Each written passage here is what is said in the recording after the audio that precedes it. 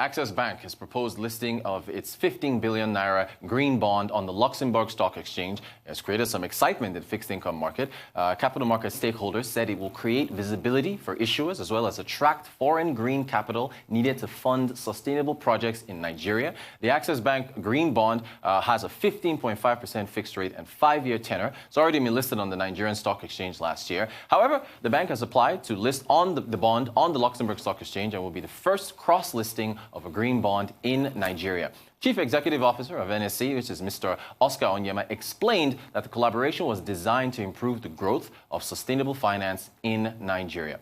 Also, Central Bank of Nigeria will begin recycling of mutilated banknotes. According to the Apex Bank, in pursuance of its sustainability initiatives, it's reviewed the current method of banknote waste disposal through open-air burning with the aim of adopting more environmentally sustainable methods, thereby reducing its carbon footprint.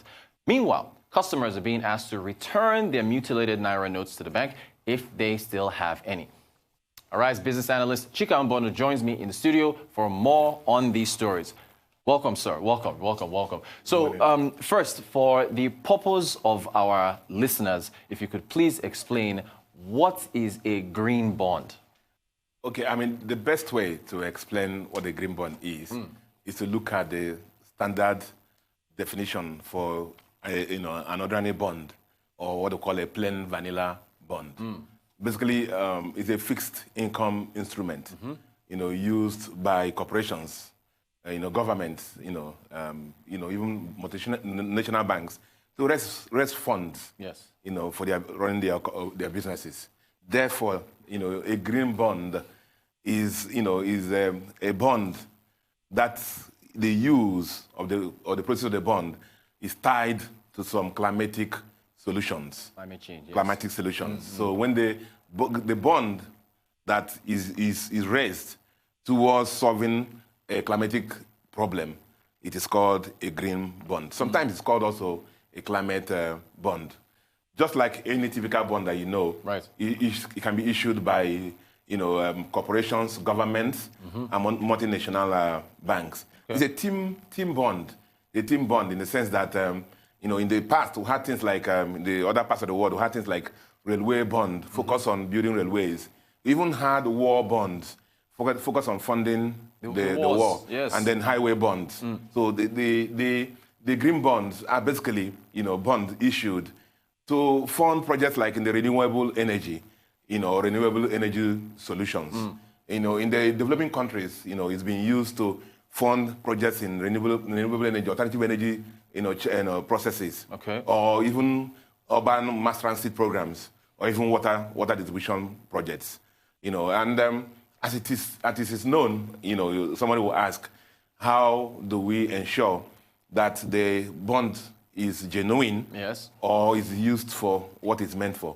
So internationally, that's what is called the Green Bond Initiative. That is a body worldwide that certifies bonds, that makes sure that the bond looks through the bond prospectus and make sure that it is meant for what it is designed for. Okay. And then usually the bonds are ring-fenced in the sense that it is closeted to reassure the investors that the bond will be used, proceeds of the bond will be used for climatic projects or renewable energy projects or projects that mitigate climatic disasters in that respect. So it looks like Access Bank are leading the way in this initiative. Why have they, decided to list this bond? Historically, in Nigeria, Access Bank has always been in leadership position for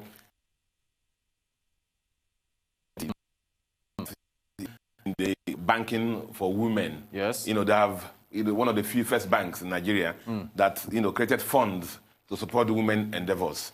So it is in this line, along their sustainability programs, that have raised this bond. And also, in addition to funding, remember it's money. Yes. They also use it to fund their operations. So isolate, renewable energy projects, and then fund them specifically with this proceeds from this bond. Okay. The bond is a 5-year at a coupon rate of 15.5%. Bond. Already, book building has been completed since. and listed in our, not stock exchange, but at FMDQ. That's Okay. where you trade on bonds in Nigeria. Okay. Invested in by local and international investors. Investors, yes. So for the bank, it's an additional source of fund for them. Okay. And it profiles them very well. Okay. Now, have they already selected the projects that they want to utilize the proceeds from the bond for? Yeah, my discussion with the executives, the senior executives of the bank on this project, on this program, they told me that in preparing the prospectus to send for approval in the bond, clean bond initiative authorities, they have indicated the kind of projects they're going to fund with the proceeds. Okay. Even though specifically they have not done that, but they claim or they say that they know the projects they're going to fund all in Nigeria. Oh, yes. And they celebrate the fact that they are, one of the first, if not the first country in Africa that is issuing this bond initiative. Apple happens to be the first company, I think in 2016, that issued the first bond, clean bond, clean bonds. And Poland also happens to be the first country in the world that issued clean bonds. Okay. So Access Bank is in line with the sustainability programs they're embarking on in raising this bond to fund projects in that sector. And that 15% is above inflation. Very nice. Very positive rate, 15.5%, very positive rate. Yes. Inflation at near 12%, near 12%. Right. So the investors are making a positive real interest rate on the bond. Big numbers there from there. Okay, so what are the benefits of the cross-listing on the Luxembourg Stock Exchange? I think I mentioned that in my earlier episode, but maybe we can go over it again. Yeah. There was an agreement here. Do recall that it's already listed in Nigeria, yes. FMDQ, the market of FMDQ. It's already listed there, but the thing is this, that doing a cross-border listing in Luxembourg, International Financial Center, yes, provides for the issuer, in this case, Access Bank, a lot of visibility, okay, and enhances their profile. In the sense that if they're going to issue other bonds, now the market will know them. Right. Again, also for the investors in that bond, it provides them tradability, and they can liquefy their bonds, and get good deals if they want to unsell their bonds. So there are so many other projects in Nigeria that can fall into the green bond spectrum. Plenty. So Access Bank being in this market, being listed in Luxembourg, will be able to profile themselves properly. Indeed, the advantage is that there are so many funds, so many investors, so many companies now, yes, who have particular amounts of their portfolio set aside for green project initiatives. Exactly, yes. And with Access Bank in this position now, they have put themselves there on the window, and to attract further investment that will fund projects in Nigeria for the sustainability of our environment. And in fact, I was even going we've been talking about how FDI is low in Nigeria. Do you think that with initiatives like this, we can possibly see this is a window? Yeah. Because there's sometimes an emotional investment aspect involved in investing in green projects, because of the fact that sometimes involves providing water, drinking water to the poor. Exactly. It involves providing harmless public mass transit to the poor. Yes. So if these projects are properly managed in Nigeria, being in that window in Luxembourg, Access Bank will be able to attract the FDIs, the investment required to fund these projects in Nigeria. Now, do you also, okay, so it's good that the Nigerian Stock Exchange signed this agreement, this MOU to cross-listing with the Luxembourg Stock Exchange. Would you, here we have an image here of Mr. Onyema and the head of the Luxembourg Stock Exchange at their signing ceremony.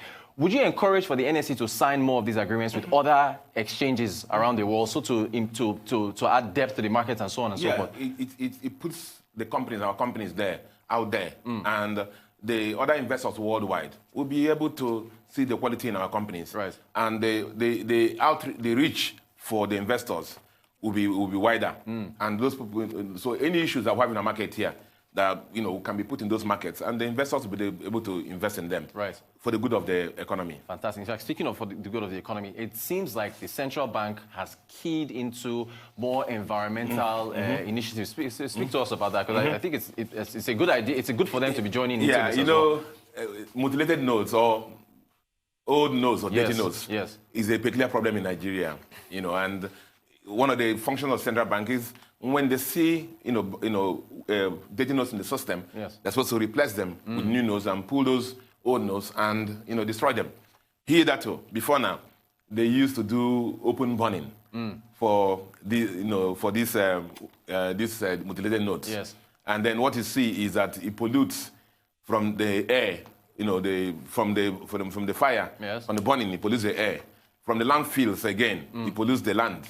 So CBN in line again, pushing with a new drive of every company now to be environmental friendly, has decided that they want to do it a different way and recycle these notes instead of like burning them openly. Because if you burn them openly, the air pollution, the incineration causes air pollution. If you bury them, it causes water pollution. It seeps into the underground and the water. So CBN is on this roadmap now to reduce the carbon footprint of the activities that lead to the destruction of dirty notes. The destruction of dirty notes in Nigeria is very funny because in 2015 there was a major scandal in Nigeria where 8 billion worth of notes were due to be destroyed, and the people who were given the responsibility replace the notes with newspapers and then burnt newspapers instead of the notes and then put the notes into the system. So the long story in that. So CBN on this route now will lead to sustainability, environmentally friendly ways of disposing the notes. And what I've done now is to ask for RFPs, proposals from qualifying companies, who have the capability to do this recycling for them. Move the notes now to environmentally friendly ways of destruction and convert them to the paper to other uses so that it doesn't hurt the environment and therefore reduce the carbon footprint of the CBN activities. Also, because this burning, the burning of the notes is one thing. There's also the whole of, outside this, burning of refuse and other things. Do you think, just one question, because we're actually running out of time, can we spread that initiative outside of banking to spread it to the rest of Nigeria? This one thing that we're not taking care of. If you go through the roads, you see cars with the exhaust pipes, spewing smoke and fumes, and those things are hurting the environment. The environmental agency must be very careful and work on that. Thank you so much. Chika MBONU, RI's business analyst, thank you so much.